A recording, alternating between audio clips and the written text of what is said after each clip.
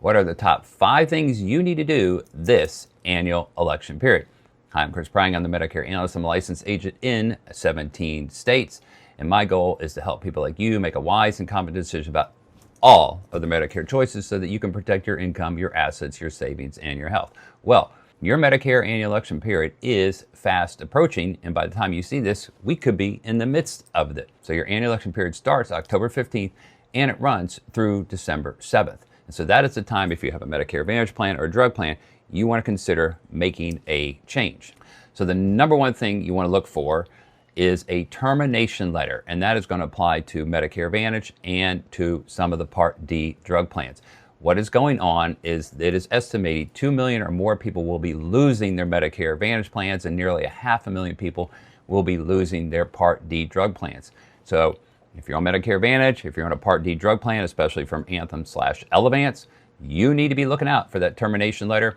It normally arrives late September to early October. For the Medicare Advantage people, you want to make sure you hold on to that because, as I've mentioned in other videos, that letter will tell you very clearly if you have a Medicare Advantage plan that's been terminated, you now have a guaranteed right to get a Medicare supplement. And maybe you couldn't get one before because you had certain health issues. Well, now is your chance to snag one, so you better do it.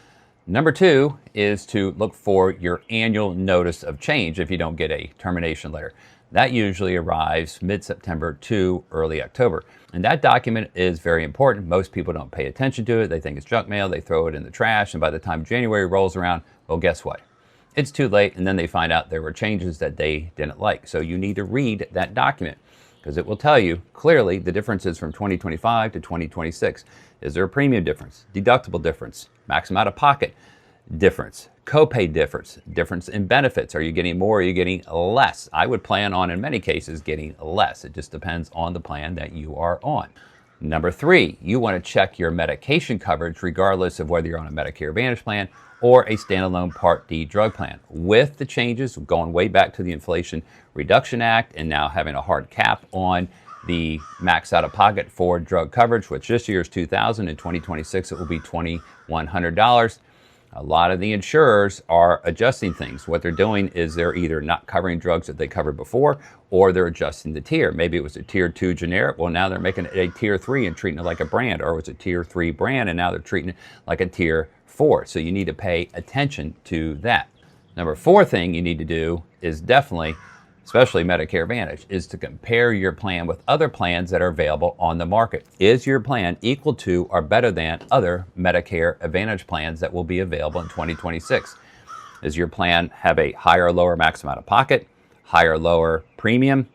Does it have a better or worse network than the other plans that are available? What about the extra benefits? Does your plan have more or less dental, vision, hearing, of course, the wonderful grocery card and things like that?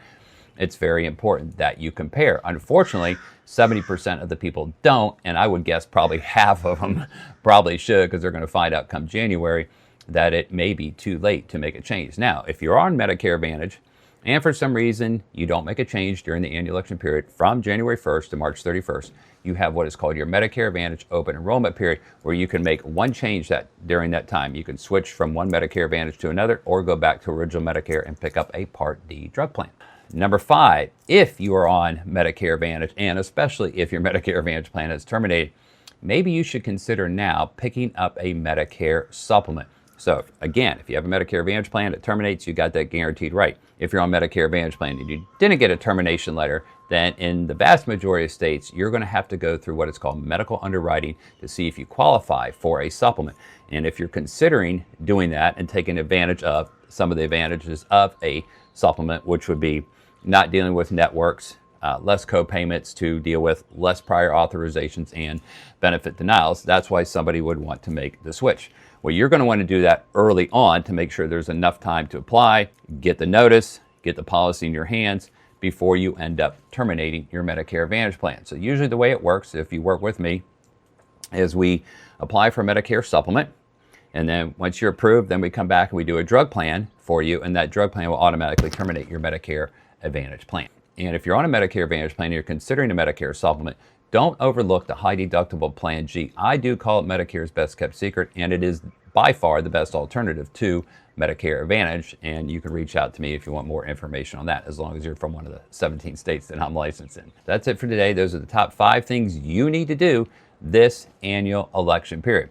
One more bonus, if you happen to be from one of the 17 states that I'm licensed in and you want my help in figuring out a good solution for 2026 so that you can make a wise and confident decision about your Medicare coverage, then by all means, feel free to reach out to me. Also, to stay up to date and gain more insight on all of your Medicare options and news that is going on, especially this time of year, please go ahead and subscribe. I'm Chris Prying. I'm the Medicare Analyst. Make it a great day.